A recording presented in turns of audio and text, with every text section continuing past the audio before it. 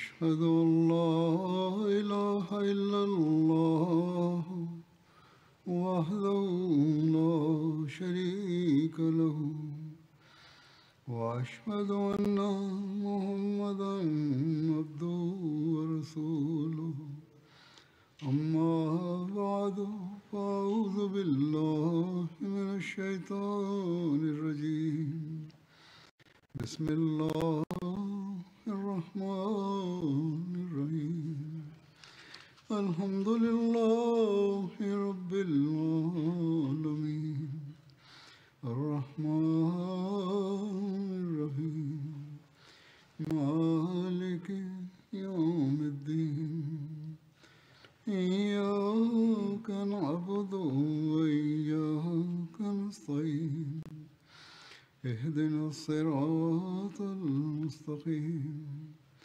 صراط الذين أنعمت عليهم غير المغضوب عليهم ولا الضالين আমিন।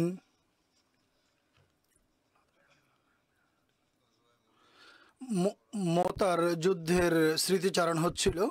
এ সম্পর্কে আরও বিশদ বিবরণ হলো, মহানবী সাল্লাল্লাহু আলাইহি ওয়াসাল্লাম যখন হযরত আবদুল্লাহ বিন রাওয়াহা রাদিয়াল্লাহু তাআলা আনহুকে বিদায় জানান, তখন হযরত আবদুল্লাহ রাদিয়াল্লাহু তাআলা নিবেদন করেন, হে আল্লাহ রসুল সাল্লাল্লাহু আলাইহি ওয়াসাল্লাম, আমাকে এমন কাজ করার আদেশ দিন যা আমি আপনার পক্ষ থেকে স্মরণ করে রাখবো বা মুখস্থ করে নিব। মহানবী সাল্লাল্লাহু আলাইহি ওয়াসাল্লাম বলেন, আগামীকাল তুমি এমন এক শহরে পৌঁছবে যেখানে যেখানে সেজদা কম হয়, সেখানে অনেক বেশি সেজদা করবে। এটি অনেক বড় উপদেশ ছিল। বর্তমান যুগে আমরা যেসব দেশে বসবাস করছি, এখানকার অবস্থাও অনুরূপ। আল্লাহ তাআলাকে মানুষ ভুলে গেছে। এখন বা এই যুগে আহমদীদের অনেক বেশি নিজেদের ইবাদতের প্রতি মনোযোগ নিবদ্ধ করা উচিত। এরপর তিনি নিবেদন করেন, হে আল্লাহ রসুল সাল্লাল্লাহু আলাইহি ওয়াসাল্লাম, আরও উপদেশ দিন। মহানবী সাল্লাল্লাহু আলাইহি ওয়াসাল্লাম বলেন, আল্লাহ তাআলার স্মরণ করো, আল্লাহ তাআলার জিকির করো।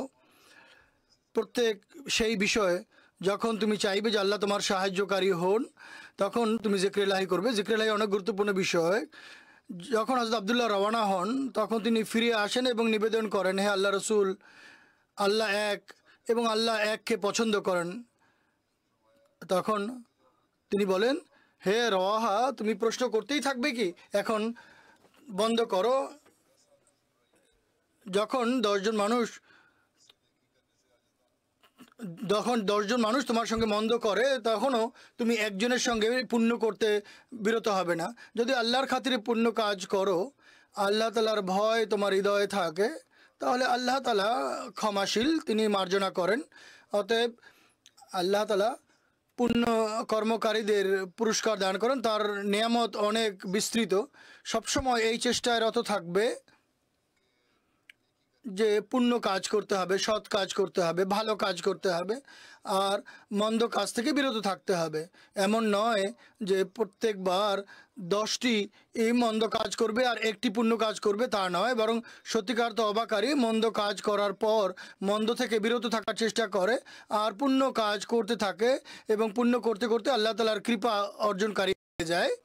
যা হোক, এটি মহানবী সাল্লাল্লাহু আলাইহি ওয়াসাল্লাম যখন বলেন তুমি পুণ্য কাজ করতে বিরত থাকবে না, তখন হযরত আবদুল্লাহ নিবেদন করেন, হে আল্লাহ রসুল সাল্লাল্লাহু আলাইহি ওয়াসাল্লাম, আমি এরপর আপনার কাছে আর কোনো প্রশ্ন করব না। লোকেরা মহানবী সাল্লাল্লাহু আলাইহি ওয়াসাল্লামের মনোনীত নেতাদেরকে, সেনাপতিকে বিদায় বলেন। আবদুল্লাহ বিন রাওয়াহাকে যখন বিদায় বলা হয়, তখন তিনি কাঁদতে আরম্ভ করেন। সাহাবীরা জিজ্ঞেস করেন, কি কাজ আপনাকে কাঁদাচ্ছে? তিনি বলেন, আল্লাহর কসম, আমি না জগৎকে ভালোবাসি আর না তোমাদেরকে ভালোবাসি। আমি মহানবী সাল্লাল্লাহু আলাইহি ওয়াসাল্লামকে এই আয়াত পাঠ করতে সকালে শুনেছি, যাতে আগুনের উল্লেখ আছে, মিনকুম ইল্লা ওয়ারিদুহা কানা আলা রাব্বিকা হাতমাম মাকদিয়া। অর্থাৎ তোমাদের মধ্য হতে কেউই, তোমাদের মধ্যে সবাই সেখানে অবতীর্ণ হবে। তোমার প্রভুর পক্ষ থেকে এটি একটি চূড়ান্ত মীমাংসিত বিষয়। তিনি বলেন যে আমি জানি না যে যুদ্ধের পর আমি কিভাবে ফিরে আসব, সেখানে যুদ্ধক্ষেত্রে অবতীর্ণ হওয়ার পর কি অবস্থা হবে। তখন মুসলমানরা বলেন, আল্লাহ তোমার সাথী হন, আর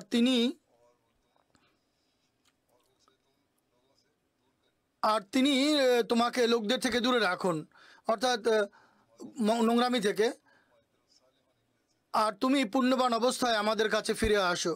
সবাই মিলে তার জন্য দোয়া করেন। যারা তাকে বিদায় জানাচ্ছিলেন তারা সবাই দোয়া দেন। এই ভয় ছিল তার মাঝে, নতুবা মুমিনের জন্য আল্লাহ তাআলা বলেন যে তারা কখনো দোজখে যাবে না। এখানে তার এ ভয়ের অর্থ হলো মুমিন দোজখের অংশ এই জগতে কাফেরদের দেয়া কষ্টের মাধ্যমে পেয়ে থাকে, আর মৃত্যুর পরে যে দোজখ তা তাদের থেকে অনেক দূরে থাকে। সাহাবীরা এই বিষয়টি অনুধাবন করে বলেছিলেন, জাগতিক কষ্ট আল্লাহ তাআলা তোমার থেকে দূরে রাখুন, আর তুমি পুণ্যবান অবস্থায় আমাদের কাছে ফিরে আসো, আল্লাহর কৃপা তোমার সাথী হন।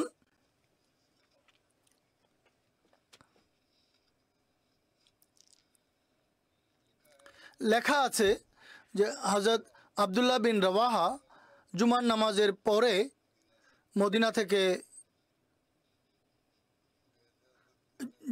গিয়েছিলেন। ইবনে আব্বাস কর্তৃক রওয়ায়াত রয়েছে যে মহানবী সাল্লাল্লাহু আলাইহি ওয়াসাল্লাম একটি যুদ্ধাভিযানে মুতা অভিমুখে সাহাবীদেরকে প্রেরণ করেন, যাতে হযরত আবদুল্লাহ বিন রওয়াহাও অন্তর্ভুক্ত ছিলেন। শুক্রবার ছিল, যুদ্ধাভিযানে অন্যান্য সাহাবীরা রওনা দিয়েছিলেন। আবদুল্লাহ বিন রওয়াহা রাদিয়াল্লাহু তাআলা আনহু বলেন, আমি পিছনে অবস্থান করে মহানবী সাল্লাল্লাহু আলাইহি ওয়াসাল্লামের সঙ্গে জুমার নামাজ পড়ে আমি গিয়ে তাদের সঙ্গে যোগ দিব।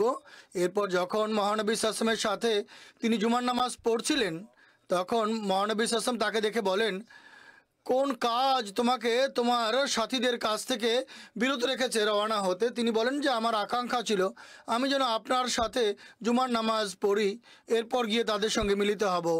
মহানবী সাল্লাল্লাহু আলাইহি ওয়াসাল্লাম বলেন, পৃথিবীতে যা কিছু আছে যদি তুমি সব কিছু ব্যয় করো, কিন্তু যারা যুদ্ধাভিযানে রওনা হয়েছেন তাদের সমান পুণ্য তুমি লাভ করতে পারবে না। অর্থাৎ আমি যখন যুদ্ধাভিযান রওনা করেছি তখন তোমার এটি উচিত ছিল না যে তুমি পরে যাবে, জুমার নামাজ পড়ে যাবে, তোমার তাৎক্ষণিকভাবে যাওয়া উচিত ছিল। হযরত খালিদ বিন ওয়ালিদের প্রথমবার মুসলমানদের সঙ্গে মিলিত হয়ে যুদ্ধ করার উল্লেখ পাওয়া যায়। হযরত খালিদ বিন ওয়ালিদ একজন অশ্বারোহী ছিলেন। মহানবী সাল্লাল্লাহু আলাইহি ওয়াসাল্লাম যখন এই সেনাদলকে সমবেত করেন, তখন হযরত খালিদ রাদিয়াল্লাহু তাআলা আনহু ইসলাম গ্রহণ করেছিলেন, মাত্র 3 মাস হয়েছিল। যখন মুসলমানরা মদিনা থেকে যুদ্ধস্থানে পৌঁছেন, শত্রুরা জেনে যায়, তারা মোকাবেলা করার জন্য প্রস্তুত হয়। জানা যায় যে মদিনার মোনাফেক এবং ইহুদিরা মুসলমানদের সমবেত হওয়ার এবং সিরিয়া অভিমুখে তাদের মার্চ করার বা এগিয়ে যাওয়ার সংবাদ পাঠিয়ে দিয়েছিল, খ্রিস্টানরা যাতে তাদের আত্মরক্ষার ব্যবস্থা করতে পারে। সুরাবিল বিন আমর আরব ভূখণ্ডের সিরিয়ার দক্ষিণাঞ্চলের গভর্নর ছিল। মদিনার রোমান গুপ্তচরদের মাধ্যমে সে সংবাদ পায়।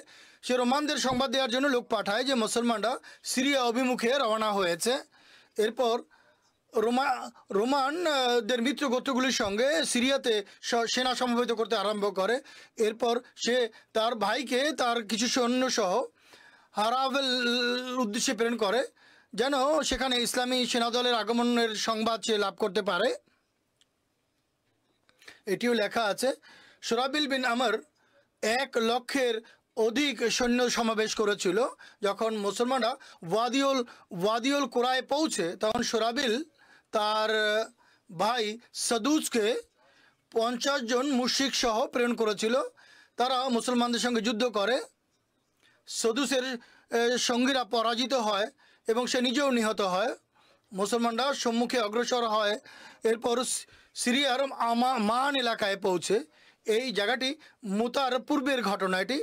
এখানে সাহাবীরা শত্রুদের সংখ্যাধিক্য এবং তাদের সমাবেশের সংবাদ সাহাবীরা লাভ করেন এবং তারা সংবাদ পায় যে হিরাকাল 1 লক্ষ রোমান সৈন্যসহ বালকার মহাব অঞ্চলে এসেছে এবং তার সঙ্গে 1,00,000 বিভিন্ন আরব গোত্রের 1,00,000 সৈন্য যোগ দিয়েছে। আল্লামা জোরকানি বলেন, হতে পারে এই 1,00,000 সৈন্য তারাই হবে যাদেরকে সুরাবিল সমবেত করেছিল।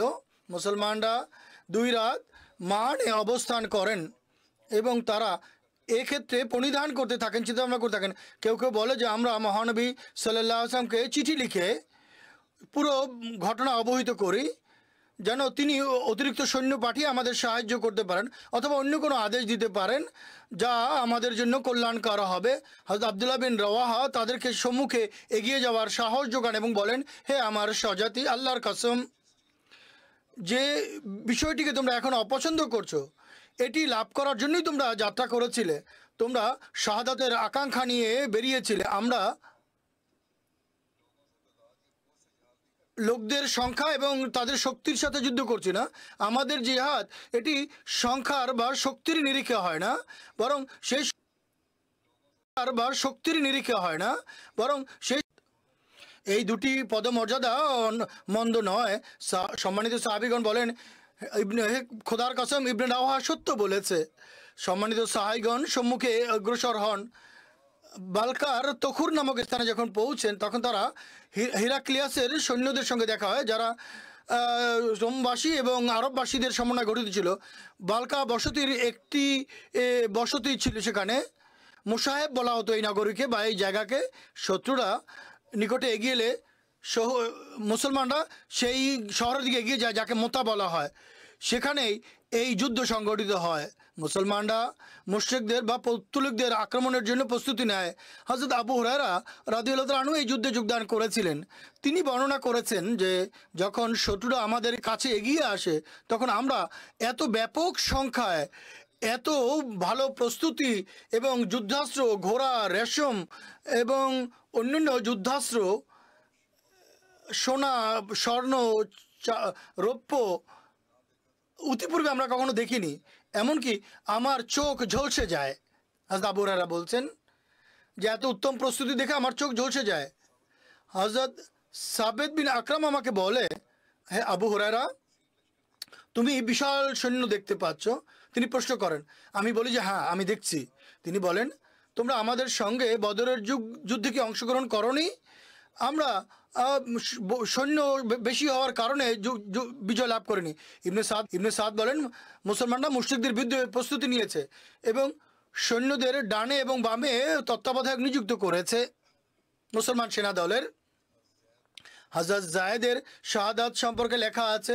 এরপর লোকেরা এক জায়গায় একত্রিত হয়, তারা চরম যুদ্ধ করে। হযরত জায়েদ বিন হারেসা রাদিয়াল্লাহু তাআলা আনহু মহানবী সাল্লাল্লাহু আলাইহি ওয়াসাল্লামের পতাকা নিয়ে যুদ্ধ করেন বা তরবারি নিয়ে যুদ্ধ করেন। এরপর তিনি শত্রুর বর্ষার আঘাতে শাহাদাতের অমীয় সুধা পান করেন। এরপর হযরত জাফর বিন আবি তালেব ইসলামের পতাকা তুলে নেন। যুদ্ধ হয়। যখন যুদ্ধ তীব্রতর হতে থাকে তখন তিনি তার ঘোড়ার সাকরা থেকে নিচে নেমে আসেন, কেন তার ঘোড়ার পা কেটে দেওয়া হয়েছিল। এরপর তিনি যুদ্ধ করতে করতে শহীদ হয়ে যান। হযরত জাফর প্রথম মুসলমান ছিলেন যিনি প্রথম খোদার পথে প্রথম নিজের ঘোড়ার পা কেটে দিয়েছিলেন। মুর্রা গোত্রের এক ব্যক্তি এই যুদ্ধে যোগদান করেছিলেন। তিনি বলেন, যদিও ছিলেন তারপর যুদ্ধ করেছেন, এমনকি যুদ্ধ করতে করতে তিনি শহীদ হয়ে যান। তখন তিনি এই কবিতার পংক্তি পাঠ করছিলেন। জান্নাতু ওয়াক্তিরাবুহা তাইয়্যিবাতান ওয়া বারিদান শারাবুহা ওয়া রুমু রুমুন কদ আনা আযাবুহা কাফিরাতুন বাইদাতুন আনসাবুহা আলাইয়া ইজলা কায়তুহা জিরাবুহা। জান্নাত অর্থাৎ জান্নাত এবার নিকটের কি হতো, এর পানি কত পবিত্র এবং ঠান্ডা। রোমান তাদের শাস্তি নিকটে এসে গেছে। তারা কাফের, তারা অনেক দূরে আছে। আমার জন্য আবশ্যক আমি যেন তাদের জন্য যুদ্ধ করি এবং তাদেরকে আঘাত করি। একটি রেওয়ায়তে এসেছে, হযরত আবু আমের রাদিয়াল্লাহু তাআলা আনহু বর্ণনা করছেন যে হযরত জাফর তিনি তার তরবারি হাতে তুলে নেন, এরপর মুশরিকদের উপর আক্রমণ করেন। যখন তিনি আশঙ্কিত হন যে শত্রুরা আমার উপর আক্রমণ করবে তখন তিনি তরবারি নিক্ষেপ করেন এবং তিনি বর্ষা দিয়ে আঘাত করেন শত্রুদেরকে। তারপর তিনি শহীদ হয়ে যান। ইবনে হিশাম বলেন, হযরত জাফর বিন আবু তালেব তার ডান হাতে পতাকা তুলে ধরেন, সে হাত কেটে ফেলা হয়। তারপর বাঁ হাতে পতাকা তুলে নেন, তাও কেটে ফেলা হয়। এরপর তিনি তার দুই কনুই দিয়ে পতাকা আঁকড়ে ধরেন। এমনকি এভাবেই তিনি শাহাদাত বরণ করেন। তখন তার বয়স ছিল মাত্র 33 বছর। এই বাহুর বিনিময়ে আল্লাহ তাআলা তাকে দুটি বরকত দান করেন। দুটি পা দিয়েছিলেন, যা নিয়ে তিনি জান্নাতে যেখানে ইচ্ছা যেতে পারতেন। তিনি বলেন, আমি কথা ধরতে পারিনি। ইমাম বুখারী রহমাতুল্লাহ আলাইহি এবং বাইহাকি হযরত আব্দুল্লাহ বিন ওমর রাদিয়াল্লাহু আনহু কর্তৃক বর্ণনা করেছেন যে তিনি বলেছেন যে আমি এই যুদ্ধে যোগদান করেছিলাম। আমরা হযরত জাফরকে সন্ধান, আমরা তাকে শহীদদের মাঝে খুঁজে পাই। আমরা দেখি তার শরীরে 60টির বেশি তীর এবং বর্ষার আঘাত ছিল। অন্য রেওয়ায়েতে এসেছে আমি তার দেহে বর্ষা এবং তীর এবং তরবারির 50টি আঘাত দেখেছি। তার মধ্যে কোনো একটি আঘাত তার পিঠে ছিল না, সবগুলো আঘাত তার বক্ষে ছিল, সামনের দিকে ছিল। যখন হযরত জাফর শাহাদাত বরণ করেন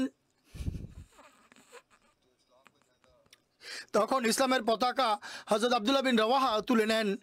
তিনি তার ঘোড়ার লেখা আছে, তিনি তার ঘোড়ায় নিয়ে এগিয়ে যান। হযরত জাফর সম্পর্কে বলা হয় হযরত আব্দুল্লাহ বিন রওয়াহা হযরত জাফরের পরে কমান্ডার হয়েছিলেন। তিনি তার মধ্যে কিছুটা ভয় দেখা দেয়, ত্রাস সৃষ্টি হয়। তখন তিনি এই পংক্তি পড়েন, হচ্ছে হে আমার আত্মা, আমি শপথ করেছি, আমি কসম খেয়েছি, হে আমার আত্মা, তুমি অবশ্যই রণক্ষেত্রে অবতীর্ণ হবে। তুমি সানন্দে যাবে না, অথবা তোমাকে বাধ্য করাবে। যদি লোকেরা সমবেত হয় আর তারা যদি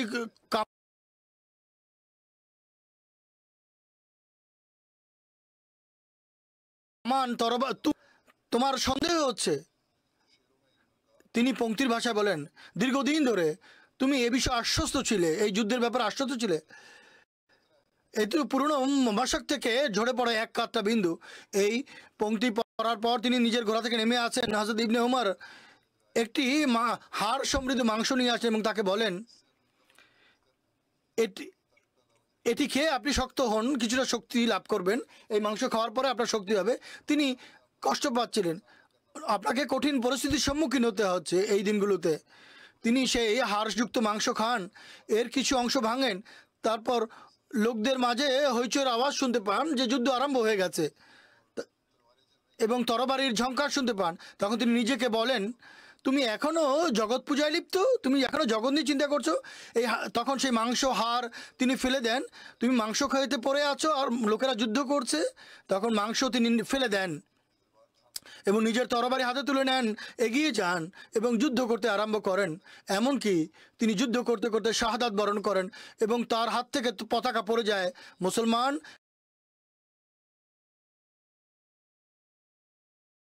এবং মুশরিকরা মিলে যায় এবং কিছু পশ্চাৎপদ হয়। হযরত ইবনে আমর ডেকে ডেকে বলে, হে জাতি, হে স্বজাতি, পিঠ দেখিয়ে যুদ্ধ করার পরিবর্তে সম্মুখে এগিয়ে যুদ্ধ করা উত্তম। তিনি তাদেরকে উত্তেজিত করেন, উৎসাহিত করেন, অনুপ্রাণিত করেন।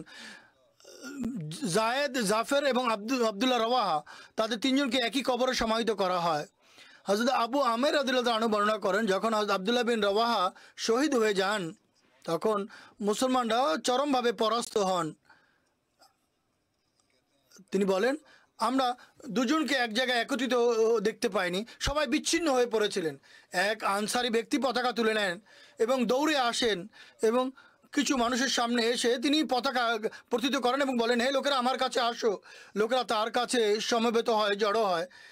যখন মুসলমানদের পতাকা এক জায়গায় আসে তখন তারা মুসলমান পতাকার পাশে জড়ো হন। সংখ্যা বেড়ে গেলে হযরত খালেদ বিন ওয়ালিদের কাছে তারা যান। হযরত খালেদ সেই আনসারি সাহাবীকে বলেন, আমি এটি তোমার কাছ থেকে নিব না, তুমি এর বেশি অধিকার রাখো। তখন সেই আনসারি সাহাবী বলেন, আল্লাহর কসম, আমি এটি তোমার জন্য নিয়ে এসেছি, আমি নিয়ে এসেছি তোমার জন্য, হে খালেদ বিন ওয়ালিদ। যা হোক, হযরত খালের সেনাপতিত্বে মুশরিকদের পরাজয় আর আল্লাহ তাআলা মুসলমানদেরকে বিজয়ের সংবাদ দেয়া, এ সম্পর্কে বিস্তারিত বিবরণ রয়েছে। লেখা আছে যে হযরত আবু ইউসর আনসারী রাদিয়াল্লাহু আনহু বর্ণনা করেন, যখন হজরত আবদুল্লাহ বিন রওয়াহা রাদিয়াল্লাহু তাআলা আনহু শাহাদাত বরণ করেন, তখন আমি ইসলামের পতাকা হজরত সাবিত বিন আকরামের হাতে তুলে দেই। হজরত সাবিত হজরত খালিদ বিন ওয়ালিদ রাদিয়াল্লাহু তাআলা আনহুকে বলেন, আপনি রণকৌশল সম্পর্কে আমার বেশি জানেন, তাই তিনি খালিদ বিন ওয়ালিদকে সেই পতাকা দিয়ে দেন।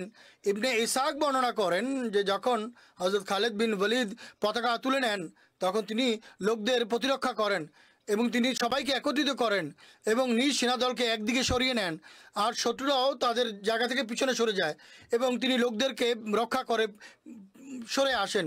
ইবনে ইসহাক দূরে সরে যাওয়াই রোমানদের হাত থেকে রক্ষা পাওয়ার ব্যাপার ছিল, কারণ 2000 মুসলমান ছিল, মুসলমানদের মধ্যে একত্রিত মিলেমিশে গিয়েছিল। মুসলমানদের সংখ্যা ছিল 3000। এই যুদ্ধাভিযান বিজয়, এবং বিজয় এই জন্য বলা হয় শত্রুরা মুসলমানদের ঘিরে ফেলেছিল, তারা মুসলমানদের চতুর্দিকে জড়ো হয়েছিল। এই সময় সমস্ত মুসলমান শহীদ হতে পারত, আশঙ্কা ওটা ছিল, কিন্তু একথা বলা যে মহানবী সাল্লাল্লাহু আলাইহি ওয়াসাল্লামের নির্দেশ পরিপন্থী ছিল। এমনকি আল্লাহ তাআলা তোমাদেরকে বিজয় দান করবেন পরিশেষে, অর্থাৎ এটি ছিল তোমরা বেঁচে যাবে এবং তোমরা বিজয় লাভ করবে। বিজয়ের বিভিন্ন দিক বা আঙ্গিক হয়ে থাকে। অধিকাংশ জীবনীকা লিখেছে খালেদ এবং তার সঙ্গীরা শত্রুদের সঙ্গে যুদ্ধ করেন, এমনকি তাদেরকে পরাজয় বরণ করতে বাধ্য করেন। হযরত আবু আমের বর্ণনা করেন, যখন হযরত খালেদ রাদিয়াল্লাহু আনহু পতাকা তুলে নেন, তখন শত্রুদের উপর তিনি আক্রমণ করেন। আল্লাহ তাআলা শত্রুদেরকে চরমভাবে পরাজিত করেন। এমন পরাজয় আমি ইতিপূর্বে কখনো দেখিনি। এমনকি মুসলমানরা তাদেরকে এমনভাবে হত্যা করেছে যেভাবে তাদের মন চেয়েছে। এটি আরেকটি রেওয়ায়েত। আর আরেক রেওয়ায়েত এমনও রয়েছে যে হযরত খালেদের প্রজ্ঞার কারণে লেখা আছে যে হযরত খালেদ রাদিয়াল্লাহু তাআলা আনহু মোতার মুসলমান সেনাদলকে পুনরায় ঐক্যবদ্ধ করেন এবং অশ্বারোহীদেরকে একটি দল গঠন করেন এবং তাদেরকে নির্দেশ দেন তারা যেন দক্ষিণে ইসলামী সেনাদলের পিছনে এমন জায়গায় তারা যেন শিবির স্থাপন করে যেখানে রোমানরা দেখতে পাবে না। হযরত খালেদ তাদেরকে বলেন তারা যেন বিভিন্ন দলে উপদলে বিভক্ত হয়ে ইসলামী সেনাদলের পিছন দিক থেকে মোতার পিছন দিক থেকে আক্রমণ করবে এবং উচ্চস্বরে তারা যেন জয়ধ্বনি দেয় এবং নিজেদের ঘোড়াকে যেখানে মাটি আছে সেখান থেকে যেন ছোটায়, যেন ধুলা উঠতে থাকে। হযরত খালেদের এর উদ্দেশ্য এটি ছিল যে শত্রু যেন মনে করে মুসলমানদের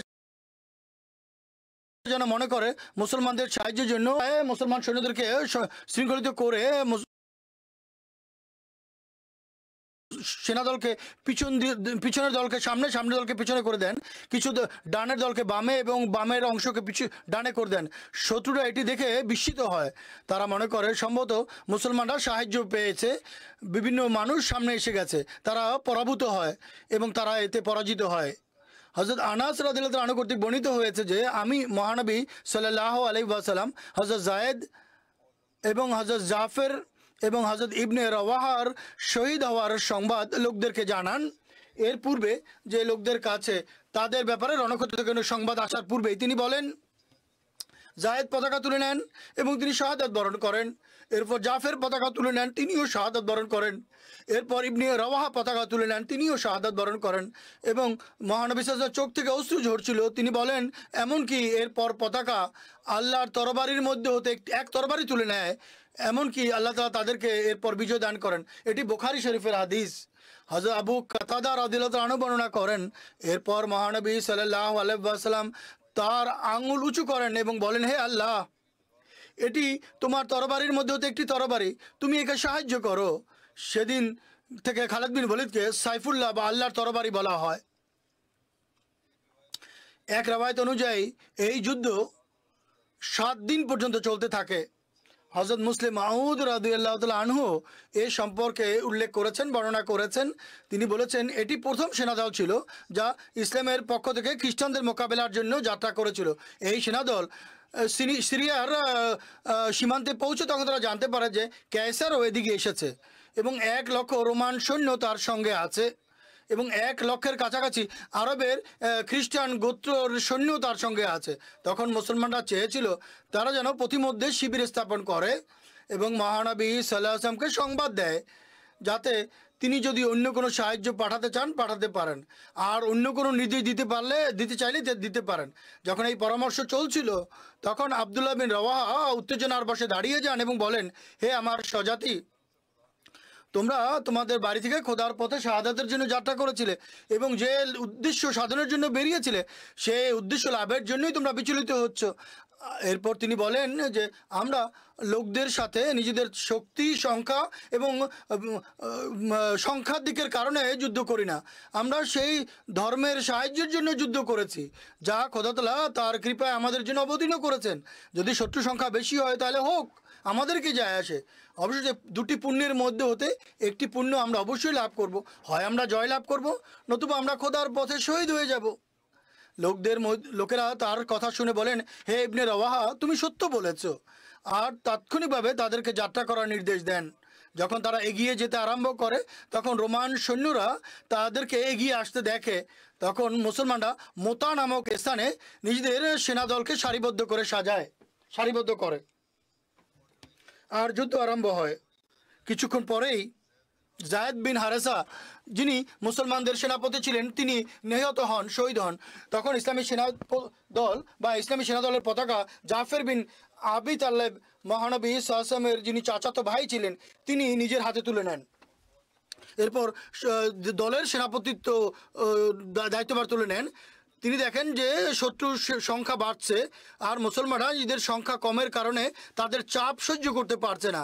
তখন তিনি উত্তেজনার বশে নিজের ঘোড়া থেকে নেমে আসেন এবং নিজের ঘোড়ার পা কেটে ফেলেন। এর অর্থ ছিল, কমপক্ষে আমি তো এই রণক্ষেত্র থেকে পালানোর জন্য প্রস্তুত নই, আমি মৃত্যুকে বরণ করে নিব, কিন্তু আমি পালিয়ে যাওয়া পছন্দ করব না। এটি একটি আরবি রীতি ছিল। তারা ঘোড়ার পা এই জন্য কেটে ফেলতো যাতে সে বাহন ছাড়া এদিক সেদিক পালিয়ে সৈন্য দলের মধ্যে যেন তিনি হইচই ফেলে দিতে না পারে। এই জন্য তারা ঘোড়া থেকে শুধু নামতোই না, এর পা কেটে দিত।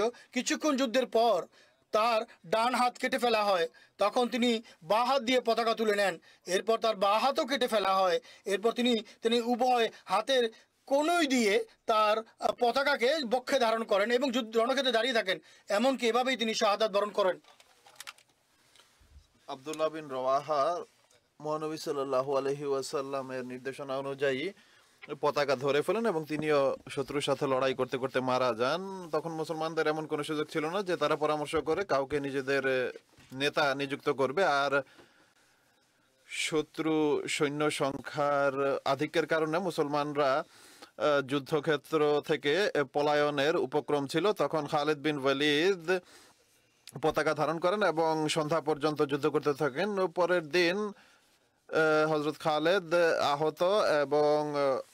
আহত মুসলমানদের নিয়ে একপাশে চলে যান বা সরে যান, আর পিছনের অংশকে সামনে নিয়ে আসেন, সামনের অংশকে পিছনে, ডানের অংশ বামে এবং বামের অংশ ডানে নিয়ে আসেন। আর এমন ভাবে নারা উচ্চকিত করেন যে শত্রুরা মনে করে যে মুসলমানরা অতিরিক্ত সাহায্য পেয়েছে। তখন তারা পিছু হটে এবং হযরত খালেদ সৈন্যদের অর্থাৎ মুসলিম সৈন্যদের নিয়ে পিছনে চলে যান। এমন নয় যে মুসলমানরা ভয় পেয়েছে, বরং শত্রুরা ভয় পেয়ে পিছনে সরে যায় আর হযরত খালেদও পিছনে সরে আসেন। মুহাম্মদ সাল্লাল্লাহু আলাইহি ওয়াসাল্লামকে ওহীর মাধ্যমে এই সম্পর্কে অবগত করা হয় আর তিনি এলান করে সব মুসলমানদের মসজিদে একত্রিত করেন। তিনি যখন মেম্বরে আরোহণ করেন তখন তার চোখ দিয়ে অশ্রু প্রবাহিত হচ্ছিল। তিনি বলেন, হে লোক সকল, আমি তোমাদের এই যুদ্ধে যে সৈন্যবাহিনী গিয়েছে তাদের সম্পর্কে জানাচ্ছি যে তারা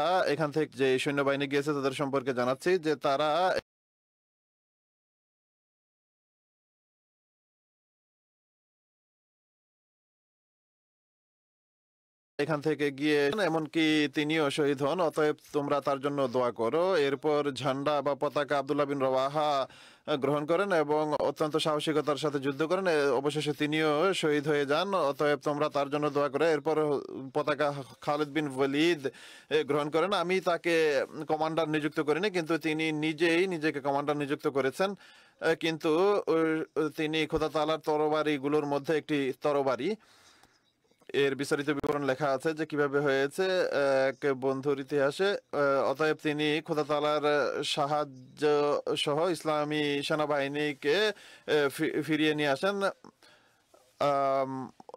খালিদ বিন ওয়ালিদ সম্পর্কে সাইফুল্লাহ বা খোদার তরবারি এভাবে প্রসিদ্ধ হয়ে যায়। খালিদ যেহেতু পরবর্তীতে ঈমান এনেছিলেন, তাই অনেক সাহাবী তাকে আহ, আহ, কটূক্তি করত। একদিন হযরত আব্দুর রহমান বিন আউফের সাথে তার বিতর্ক হয় বা মনোমালিন্য হয়। তিনি মহানবী সাল্লাল্লাহু আলাইহি ওয়াসাল্লামের কাছে খালেদ সম্পর্কে অভিযোগ করেন। মহানবী সাল্লাল্লাহু আলাইহি ওয়াসাল্লাম বলেন, খালেদ তুমি এই ব্যক্তিকে যে কিনা বদরের সময় থেকে নিয়ে ইসলামের সেবা করছে কেন কষ্ট দিচ্ছ? তুমি যদি উহুদের সমান স্বর্ণ খরচ করো তাহলেও খোদা তাআলার কাছে এর সমান প্রতিদান পাবে না। তখন হযরত খালিদ বলেন যে হে আল্লাহর রাসূল, তারা আমাকে যখন উত্ত্যক্ত করে তখন আমি উত্তর দিই। তখন মহানবী সাল্লাল্লাহু আলাইহি ওয়াসাল্লাম বলেন যে তোমরা খালেদকে কষ্ট দিও না। খালেদেরও মনস্তুষ্টি করেন তিনি। তিনি আল্লাহ তাআলার তরবারিগুলোর মাঝে একটি তরবারি যা খোদা তাআলা কাফেরদেরকে ধ্বংস করার জন্য বের করেছেন। কয়েক বছর পর এই ভবিষ্যৎবাণী অক্ষরে অক্ষরে পূর্ণ হয়। মদিনা থেকে যেসব সাহাবীরা সাথে যায়নি তখন তারা বলতে আরম্ভ করে, অর্থ ছিল যে তোমার সেখানে লড়াই করে মৃত্যুবরণ করা উচিত ছিল, ফিরে আসা উচিত ছিল না। কিন্তু মহানবী সাল্লাল্লাহু আলাইহি সাল্লাম বলেন যে তারা পলায়ন করেনি, বরং বারবার ফিরে গিয়ে শত্রুর উপর আক্রমণকারী সিপাহী। এভাবে মহানবী সাল্লাল্লাহু আলাইহি সাল্লাম আগামী ইতে যে সকল যুদ্ধ হবে সেগুলো সম্পর্কে ভবিষ্যৎবাণী করেছিলেন। আর খালিদ বিন ওয়ালিদ সেখানে নিজের কৌশলও দেখিয়েছেন। পতাকার সম্মান সম্পর্কে হযরত মুসলিম মাউদ এক উপলক্ষে বলেন যে জাতিগুলোতে পতাকার অনেক সম্মান করা হয়। অনেক সময় শত্রুপক্ষ থেকে পতাকা ছিনিয়ে নেওয়ার জন্য অনেক বড় বড় কুরবানি দেওয়া হয়, আর অনেক সময় নিজে পতাকাকে রক্ষার জন্য অনেক বড় বড় কুরবানি করা হয়। আর এটি শিরক নয়, বরং যেভাবে বাপ বা পিতার সামনে আহ আহ, আমি পরের অংশ বুঝতে পারিনি। অনুরূপভাবে রূপকভাবে যেহেতু জাতির পতাকা ছিনিয়ে নেয়ার অর্থ তার সম্মান ভূলুণ্ঠিত হওয়ার অর্থ নামান্তর মনে করা হয়, তাই এটি কখনো মেনে নেওয়া হয় না যে তাদের পতাকা শত্রুর হাতে চলে যাবে। তাই আমরা আমাদের লওয়ায়ে আহমদিয়াত বা আহমদিয়াতের পতাকা এবং খুদ্দাম আমাদের পতাকার সুরক্ষার জন্য এই জন্য এই রীতি নির্ধারণ করা হয়েছে যেন তার সুরক্ষার জন্য খুদ আমরা নিযুক্ত থাকে। যাই হোক, তিনি লিখেন যে কোনো জাতির মনে যখন তার পতাকার সম্মান প্রতিষ্ঠিত করতে হয় তখন তা তাদেরকে এই বিষয়ে প্রস্তুত করে দেয় যে নিজের পতাকা রক্ষার জন্য যদি তাদের জীবন দিতে হয় তবুও তারা পিছপা হয় না, কেননা তখন সামান্য কাপড় বা লাকড়ির প্রশ্ন থাকে না, বরং জাতীয় সম্মানের বিষয় থাকে যা রূপকভাবে এক পতাকার আকারে তাদের সামনে উপস্থিত থাকে। তিনি লিখেন যে আমি পূর্বেও বহুবার বর্ণনা করেছি যে আমাদের সাহাবীদের মাঝে এই ধরনের উদাহরণ আমরা দেখতে পাই। এক যুদ্ধে এক অফিসারের কাছে ইসলামী ঝান্ডা বা পতাকা ছিল। তারা চমৎকার সব পতাকা বানাতো না, বরং সামান্য একটি লাকড়িতে কালো একটি কাপড় বেঁধে নিতেন। কিন্তু সেই কালো কাপড় হলেও বা পতাকার সামান্য লাকড়ি হলো, তখন প্রশ্ন ছিল জাতীয় সম্মানের, অর্থাৎ এটি দেখা হতো না যে পতাকা দামি না কম দামি, বরং সেখানে শুধু এই বিষয়টিকে দৃষ্টিপটে রাখা হতো যে জাতির সম্মান হলো এতে নিহিত যে এই পতাকার জন্য সম্মান করা হয়। যা হোক, এই যুদ্ধে খ্রিস্টানরা যাদের বিরুদ্ধে যুদ্ধ হচ্ছিল বিশেষভাবে সেই জায়গায় আক্রমণ করে যেখানে মুসলমানদের পতাকা ছিল। হযরত জাফরের কাছে এই পতাকা ছিল, আর এই যুদ্ধ ছিল মোতার যুদ্ধ। তারা যখন আক্রমণ করে তখন হযরত জাফরের একটি হাত কেটে যায়। তিনি তৎক্ষণাৎ নিজের পতাকা অন্য হাতে ধরে ফেলেন। যখন শত্রুরা দেখে যে পতাকা পুনরায় উপরে উঠেছে তখন তারা পুনরায় আক্রমণ করে, ফলে তার দ্বিতীয় হাতও কেটে পড়ে। তখন যাতে তিনি পতাকা ধরে রেখেছিলেন তিনি তৎক্ষণাৎ তার উভয় বাহু দ্বারা পতাকা ধরে ফেলেন। যেহেতু ও হাত দিয়ে বেশিক্ষণ ঝান্ডা তুলে রাখা সম্ভব ছিল না, তাই তিনি উচ্চস্বরে ডাকেন যে কোনো মুসলমান যেন সামনে আসে এবং এই ঝান্ডা বা পতাকা ধারণ করে। আর তিনি বলেন যে হে মুসলমানরা, দেখো ইসলামের ঝান্ডা বা পতাকা যেন নিচে না পড়ে। তা সামান্য লাকড়ি বা কাপড়ের পতাকা হলেও এর নাম তিনি ইসলামের ঝান্ডা বলেছিলেন, যে যদিও এটি লাকড়ি এবং সামান্য কাপড় দ্বারা প্রস্তুতকৃত কিন্তু এটি ইসলামের পতাকা, তাই এর সুরক্ষা করা একান্ত আবশ্যক। অতএব অপর এক অফিসার সামনে এসে সেই ঝান্ডা ধারণ করেন বা পতাকা ধারণ করেন। আমার মনে হয় তিনি তার নিজের মতামত ব্যক্ত করছেন যে খালিদ বিন ওয়ালিদ ছিলেন খালিদ বিন ওয়ালিদ ছিলেন না অন্য কোন সাহাবী ছিলেন, যেভাবে বর্ণিত হয়েছে পূর্বে। এরপর তাকে অর্থাৎ খালিদ বিন ওয়ালিদকে দেয়া হয়েছিল। খালিদ বিন ওয়ালিদ পরবর্তীতে সেই ঝান্ডা গ্রহণ করেন। তো দেখো, একটি কাপড়ের জিনিস, সামান্য লাকড়ি দ্বারা প্রস্তুতকৃত জিনিস, আর ইসলামের কাছে সেই কাপড় বা লাকড়ির তেমন কোনো গুরুত্ব নেই। কিন্তু যতদূর জাতীয় সম্মানের বিষয় রয়েছে, ইসলাম তা থেকে নিষেধ করে না। তিনি বলেন যে এটি ইসলামের ঝান্ডা, দেখো এটি যেন কখনো নিচে না পড়ে যায়। আর রাসূল করিম সাল্লাল্লাহু আলাইহি ওয়াসাল্লাম ও তার এই কথাটিকে অপছন্দ করেননি, কেননা অনেক সময় স্বয়ং রাসূল করিম সাল্লাল্লাহু আলাইহি ওয়াসাল্লাম এমন সব জিনিসের সম্মান প্রতিষ্ঠার জন্য বলে দিতেন যে ঝান্ডা কোন ব্যক্তি গ্রহণ করবে বা পতাকা কোন ব্যক্তি নিবে। অতএব কোন কোন যুদ্ধ সম্পর্কে রওয়ায়েতে রয়েছে যে আমি পতাকা তার হাতে দিব যে এর সম্মান বৃদ্ধি করবে, আর সাহাবীর এক অপরের চেয়ে এগিয়ে গিয়ে সেই ঝান্ডা গ্রহণের বাসনা করতেন। যা হোক, এই বর্ণনা চলমান রয়েছে। বিশ্বের সামগ্রিক পরিস্থিতির জন্য দোয়া জারি রাখুন। আমি বারবার বলে আসছি, বিশেষত আজকাল ভারত পাকিস্তানের যে পরিস্থিতি, তার জন্য বিশেষ দোয়া করুন। আল্লাহ তাআলা অত্যাচারকে শেষ করুন, অত্যাচারীদের হাতকে রুখে দিন। যুদ্ধের দিকে যাওয়ার পরিবর্তে তারা যেন সন্ধির দিকে অগ্রসর হয়। আর আল্লাহ তাআলা আন্তর্জাতিক সংগঠনগুলোকেও আল্লাহ তাআলা করুন এই সংগঠনগুলো যেন তৌফিক লাভ করে, আর উভয় পক্ষের বন্ধু বর্গের এই তৌফিক লাভ হোক যে উভয় দেশের মাঝে যেন তারা সন্ধি করাতে পারে। পাকিস্তানের পক্ষ থেকে এই প্রশ্ন বারবার করা হচ্ছে, আর অধিকাংশ সময় বিবৃতি দেওয়া হয় তাদের মন্ত্রীদের পক্ষ থেকে যে কাশ্মীরে যে ঘটনা হয়েছে, সন্ত্রাসী ঘটনা, এর সাথে আমাদের কোনো সম্পর্ক নেই। আর যদি এই সন্দেহ থাকে তাহলে এই ইউএন এর মাধ্যমে এর যাচাই করো তোমরা। হিন্দুস্তানের সরকারেরও এদিকে ইতিবাচক সাড়া দেওয়া উচিত। আল্লাহ তাআলা উভয় পক্ষকে সুমতি দিন। যুদ্ধ হলে উভয় পক্ষেরই ক্ষতি হয়, আর শুধু সৈন্য বা সিপাহী নয়, বরং সাধারণ জনগণও বিনা কারণে মৃত্যুবরণ করে বা নিহত হয়। এটি আমরা আজকালকার যুদ্ধে দেখছি, আর এটি পৃথিবীতে হচ্ছে। যা হোক, পৃথিবীর সমস্ত মুসলমানদের জন্য দোয়া করুন। বাহ্যত জগৎ ধ্বংসের দ্বার প্রান্তে দাঁড়িয়ে আছে। আল্লাহ তাআলা এই ধ্বংস থেকে জগৎবাসীকে রক্ষা করুন। আর এটি তখনই হতে পারে যখন তারা খোদা তাআলার প্রতি বিনত হবে। আল্লাহ তাআলা তাদের সেই তৌফিক দান করুন, আর আমাদেরও দোয়া করার তৌফিক দান করুন। এখন আমি জুমার পর বা নামাজের পর একটি জানাজা পড়াবো একজন শহীদের। মোহাম্মদ আসিফ সাহেব, রফিক সাহেবের পুত্র, জেলা কসুরের অধিবাসী ছিলেন তিনি।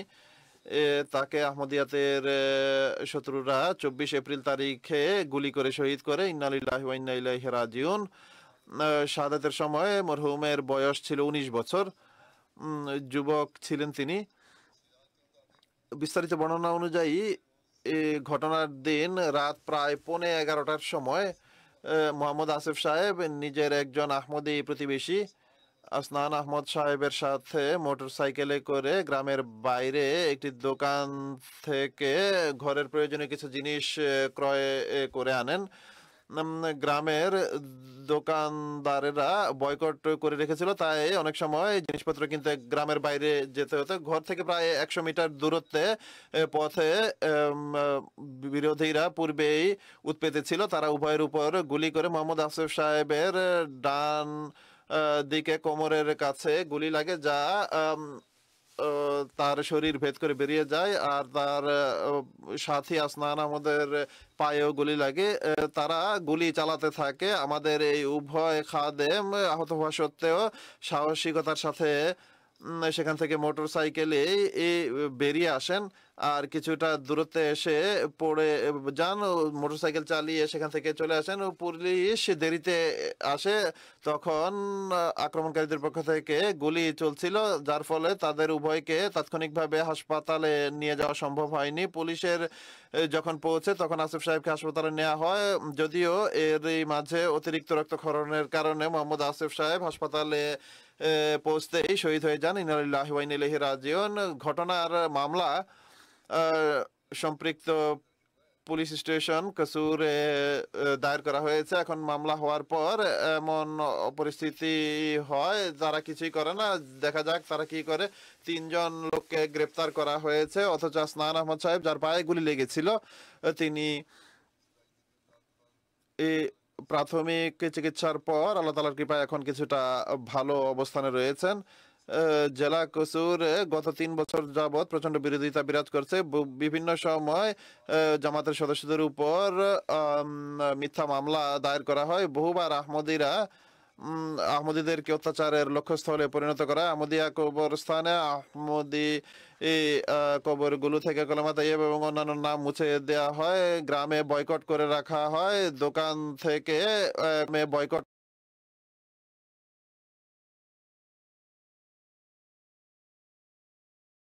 করে রাখা হয়। দোকান থেকে কোনো জিনিস কিনতে ক্রয় করতে দেওয়া হয় না।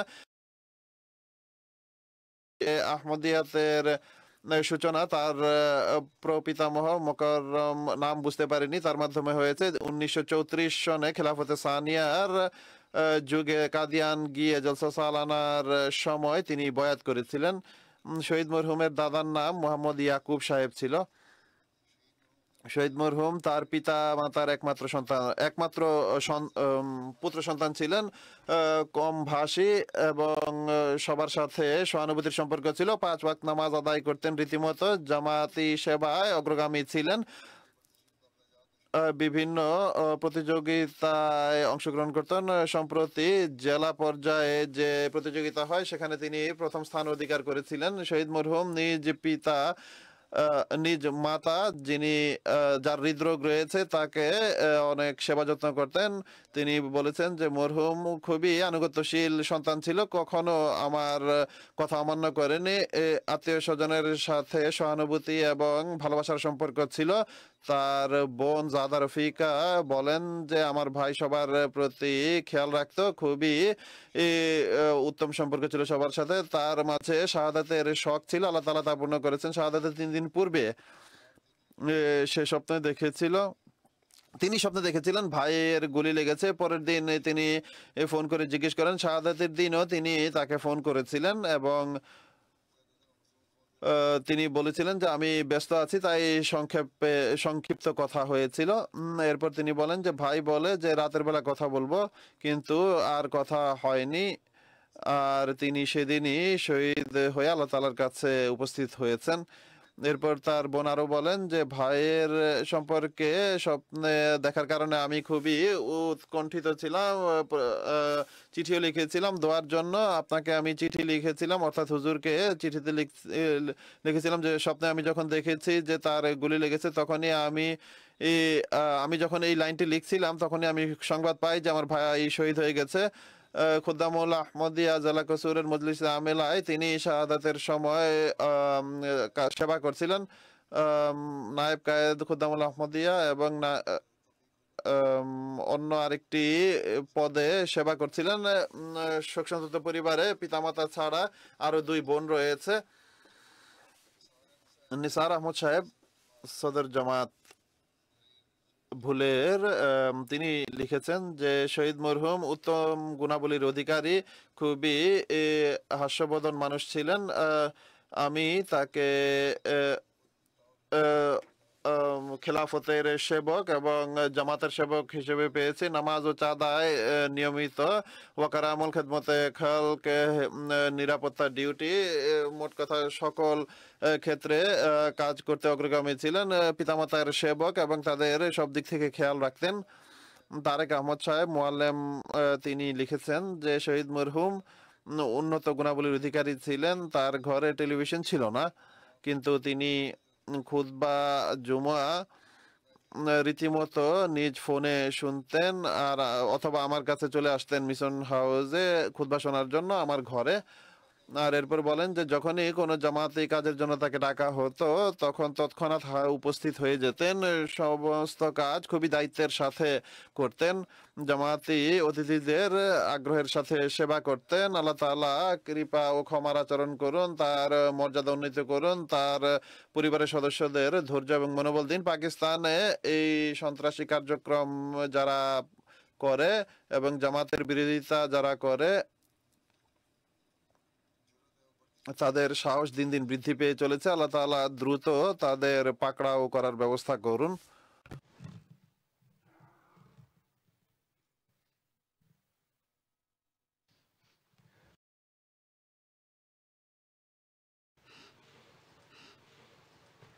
الحمد لله نحمده ونستعينه ونستغفره ونؤمن به ونتوكل عليه ونعوذ بالله من شرور أنفسنا ومن سيئات أعمالنا من يهده الله فلا مضل له ومن يضلل فلا هادي له ونشهد أن لا إله إلا الله ونشهد أن محمدا عبده ورسوله عباد الله رحمكم الله إن الله يأمر بالعدل والإحسان وإيتاء ذي القربى وينهى عن الفحشاء والمنكر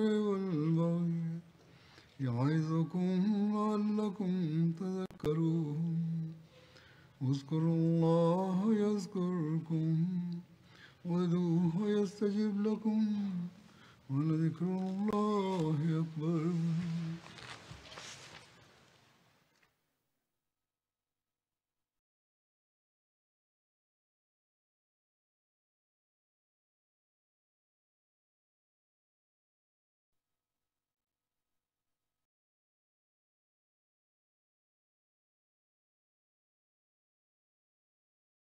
ما